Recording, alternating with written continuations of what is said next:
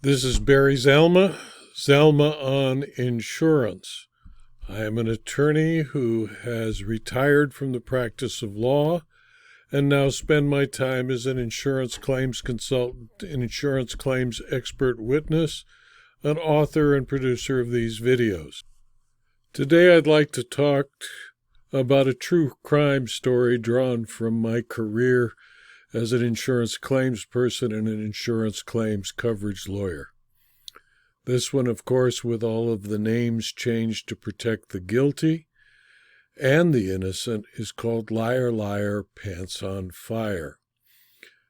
If Louie had been born 50 years earlier, he would have been called a gigolo. Louie was a classically handsome man. He stood 6'2" tall, combed his black hair straight back in a style that would do Madison Avenue advertising executives proud. His eyes were an unblinking, watery blue that seemed to caress any woman at whom he looked.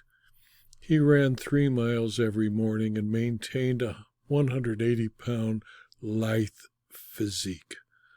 Louie had a pleasant personality. Everyone he met liked him. He would drink beer with the boys and sip wine with distinguished and well-bred women. He wore a tuxedo as if Calvin Klein had his body in mind when it was designed. Louie was not smart. Louie graduated from Thomas Jefferson High School in San Jose with a solid D- average. After leaving high school, Louie worked at various menial jobs from janitor to fry cook. He seldom held a job for more than 6 months. Louie, however, loved to dance. On weekends, he would drive up to San Francisco and spend every night dancing in the clubs. It was on one of these dancing adventures in San Francisco that changed Louie's life. Louie met Tony Di Battaglia. They danced every dance until the club closed at 4 a.m. They danced disco, waltzes, even country and western line dances. Tony told him she worked for the Teamsters Union out of New Jersey and visited San Francisco monthly. When Tony learned that Louie lived in San Jose, she invited him to her hotel, and their relationship blossomed. Tony was a wealthy and wonderful woman in her own right. She had a husband 20 years her senior who did not understand her. Louie was her release. They were in love. Tony did not love Louie for his intelligence. She did not love Louie for his ability to communicate. Tony loved Louie because he was beautiful, a good dancer, and made her look good whenever they were out together. Tony knew he could not afford to live in a manner in which she had grown accustomed. A suite at the Four Seasons Clift Hotel, where she always stayed, cost more for a night than Louie could earn in a month.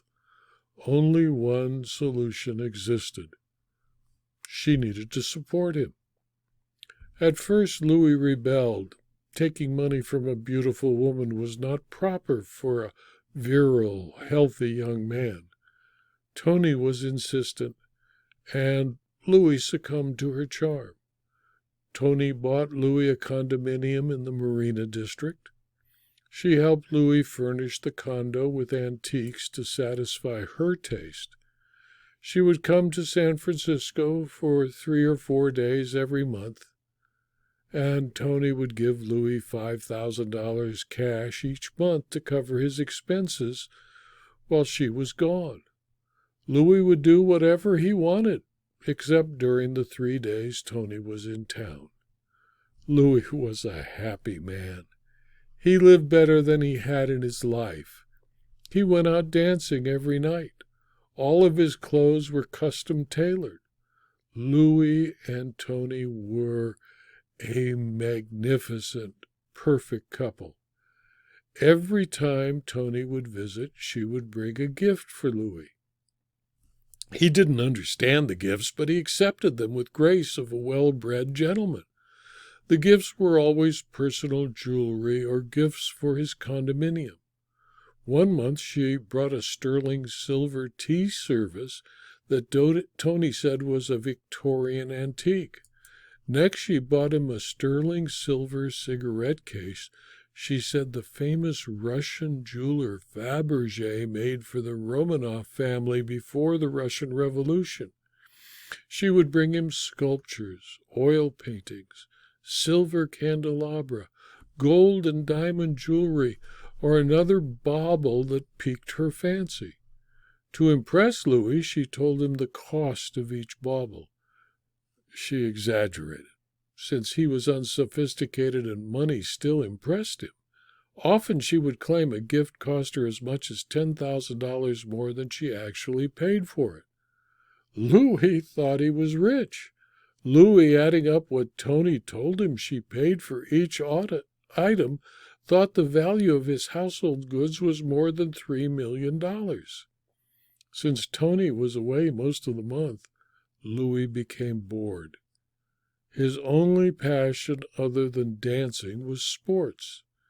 He had a satellite dish installed on his condominium, and Louie would religiously follow each of the various sports channels. He even watched the Spanish-language sports channel, although he could not understand the commentary. His knowledge of sports was catholic. He usually knew which team would win and by how much. When he explained his skill to Tony on one of her visits, she introduced him to a bookmaker. Tony suggested that he use his knowledge to make money by betting on sporting events. On her next visit, Louie pleasantly surprised Tony. He made enough betting on sporting events that he refused her cash contribution. She suggested that Louie set up a legitimate business and sell his sporting knowledge to the public. In this way, by just selling his choices, he could avoid any potential problem with the police. Tony had no compunction about violating the law. She wanted to keep Louie safe for her pleasure. Running the business kept Louie busy and made him more lovable to Tony. Their relationship continued for 10 happy years. On a fateful November Sunday, while watching a San Francisco 49ers football game, a news flash interrupted the game to announce a mafia massacre in New Jersey. 4 Teamsters Union officials, allegedly members of the Tortellini crime family, had been found dead in a parked Lincoln Town car under an overpass of the Jersey Turnpike. All had been shot 3 times in the head with large caliber weapons. One of the dead was Tony DiPattaglia. Louie mourned. He no longer had a source of income and gifts. His sports business was failing.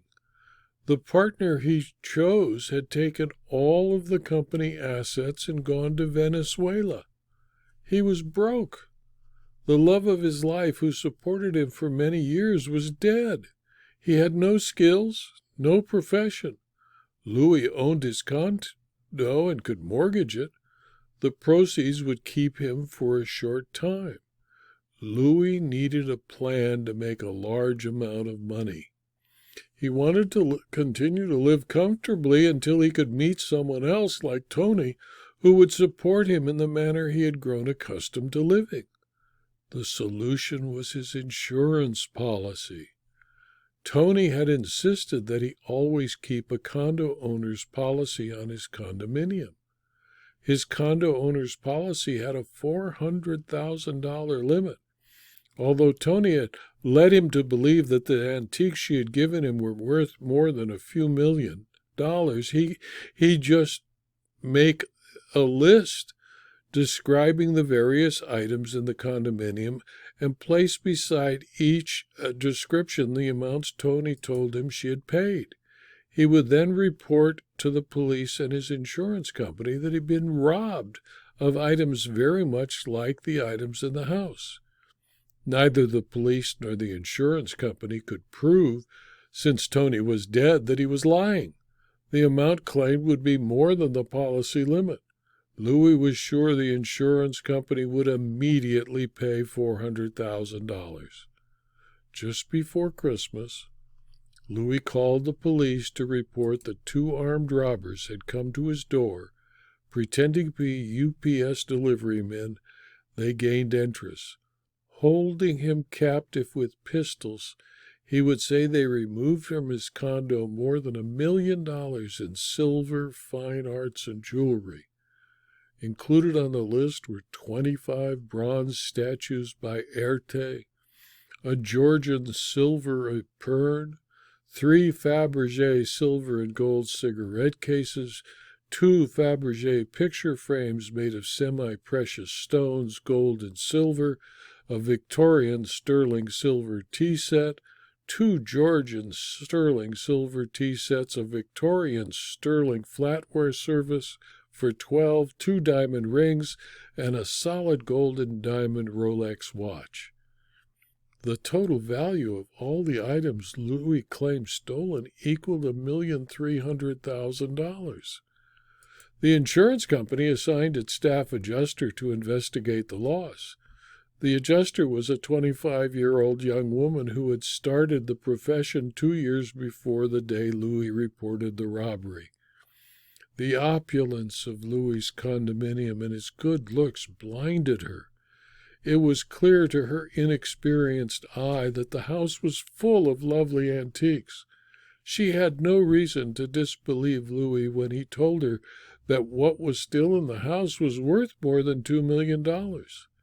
She presented the claim to her home office and recommended, since the loss exceeded the policy limit by a factor of 3, that they pay the full policy limit. Older and wiser people resided at the insurance company home office. Before they would authorize payment of $400,000 on a claim, they wanted evidence that the values Louie asked them to pay was reasonable and substantiated. They accepted the adjuster's report as fact, that Louie got all of the items by gift.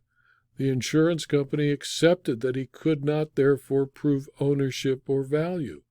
They expected, however, that he could, by comparison to the items still present, provide enough description to allow them to establish the true value of the items stolen. The insurance company hired a fine arts appraiser who visited with Louie. The appraiser, looking at the initial written list, knew that Louie was unsophisticated about antiques and items. He could not spell Fabergé or Epergne, and seemed to have difficulty with describing his items of silver. He would describe, for instance, silver as Victorian, and yet insist it was manufactured before Victoria took the throne. Louie claimed Sheffield silver as sterling, not knowing that Sheffield was famous as a center for a specific type of silver plate. The appraiser studied the silver and other items of art Louie still had in his home. She was convinced that his claims of value was fraudulent or, at the very least, highly inflated.